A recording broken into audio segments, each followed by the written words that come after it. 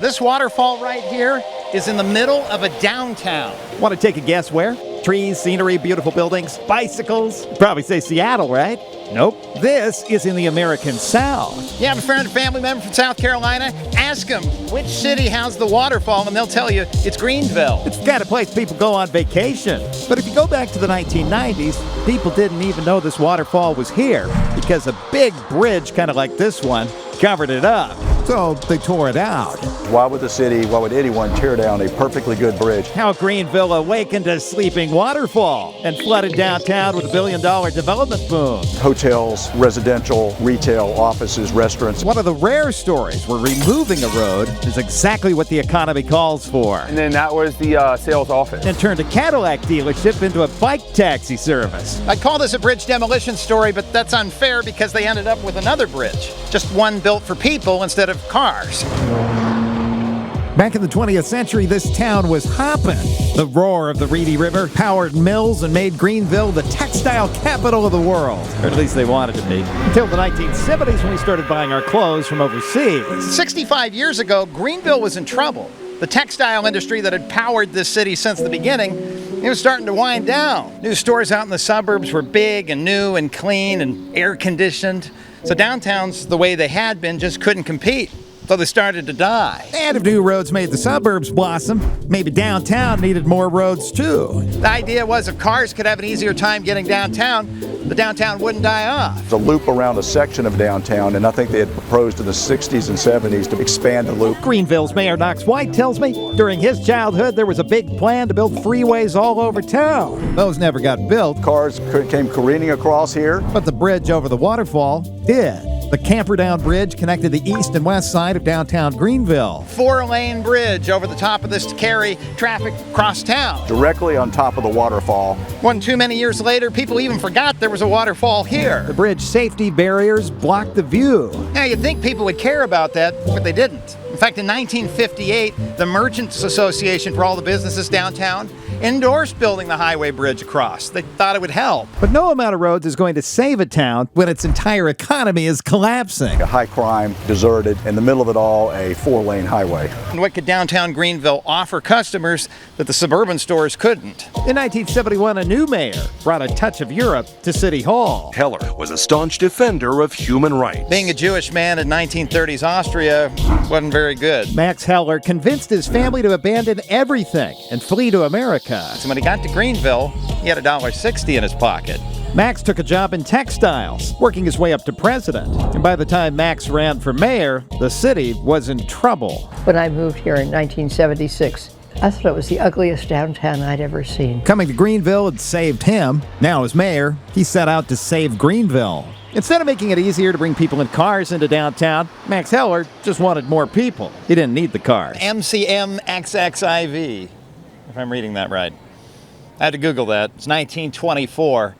So if in 1924, 101 years ago, this street was able to make money with people walking around, it's not ridiculous for somebody to say, well, we could do that again, right? A downtown is different than a suburb. To get wallets into stores, those pockets sit on car seats and roll in on 4 rubber tires. So the parking of the road network is everything.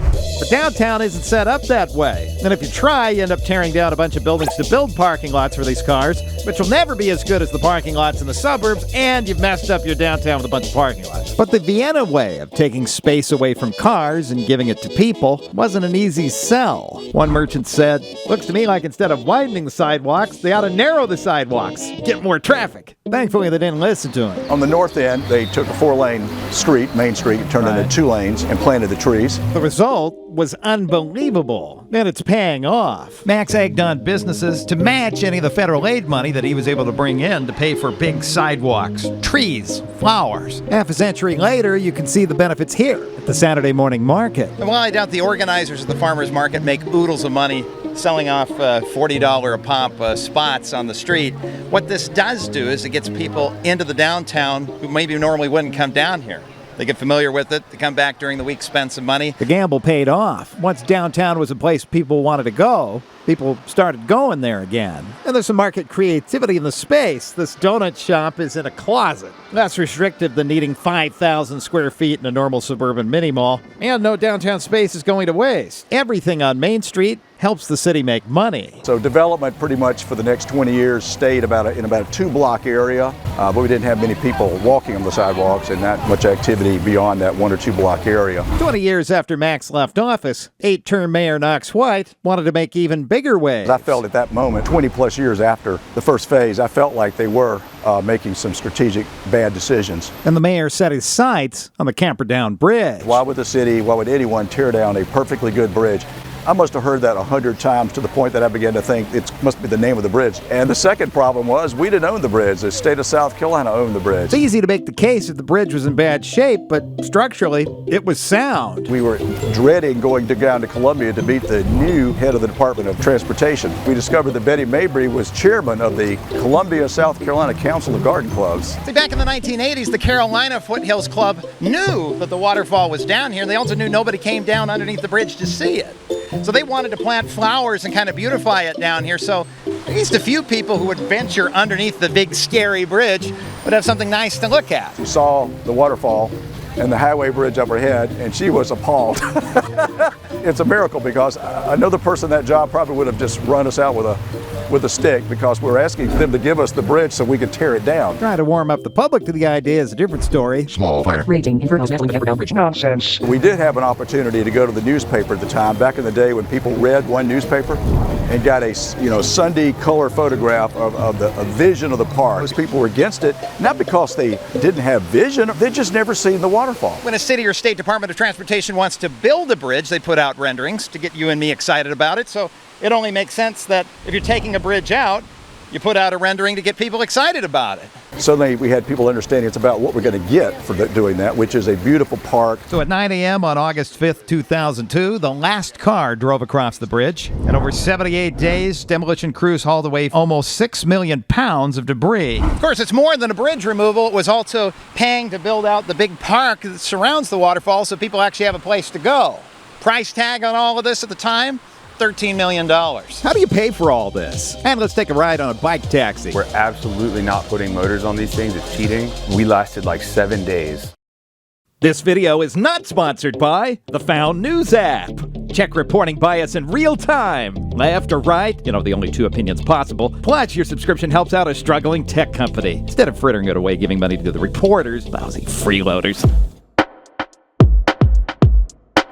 By the way, I actually don't mind YouTube taking a cut considering they're hosting the video and that costs money. But Apple, come on.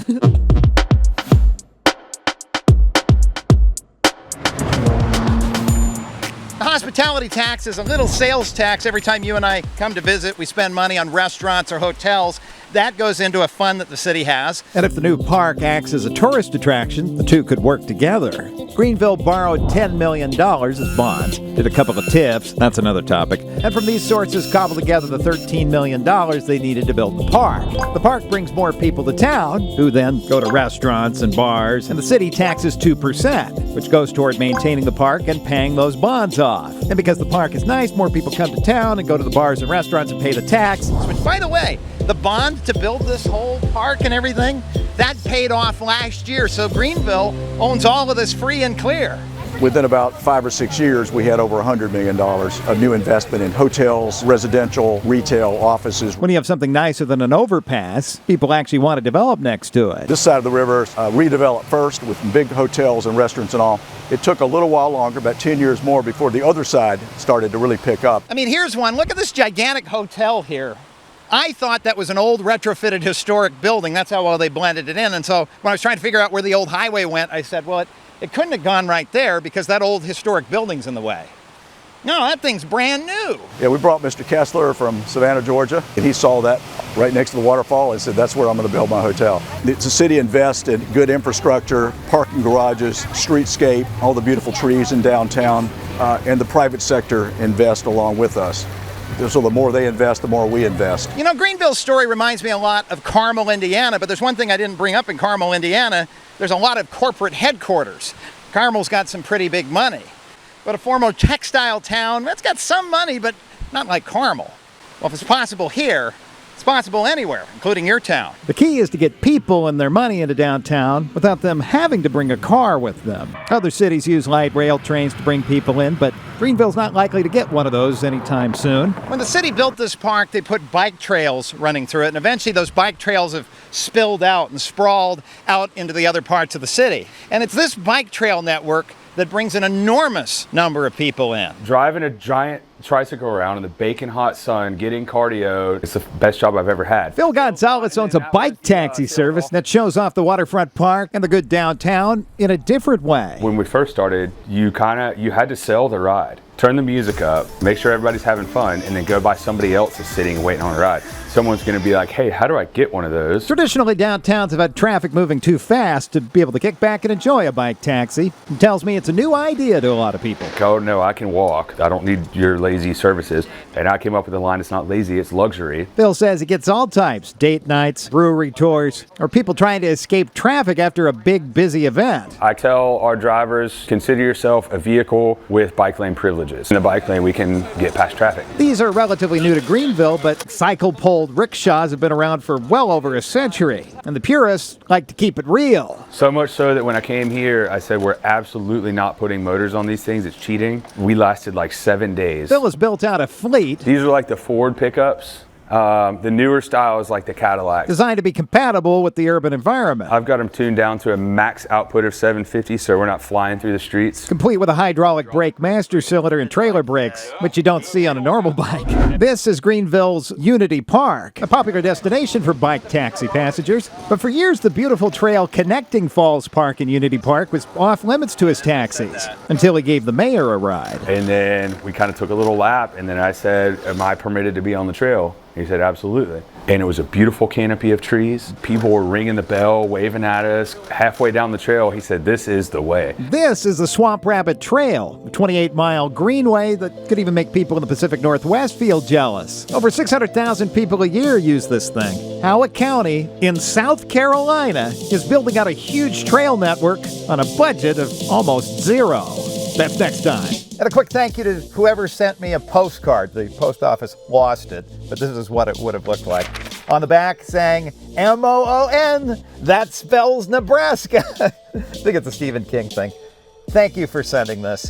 And an even bigger thank you to Bennett Mears of Greenville, South Carolina, who tipped me off on this story, got me in touch with the mayor to interview, all kinds of people for this story and the next one to talk to.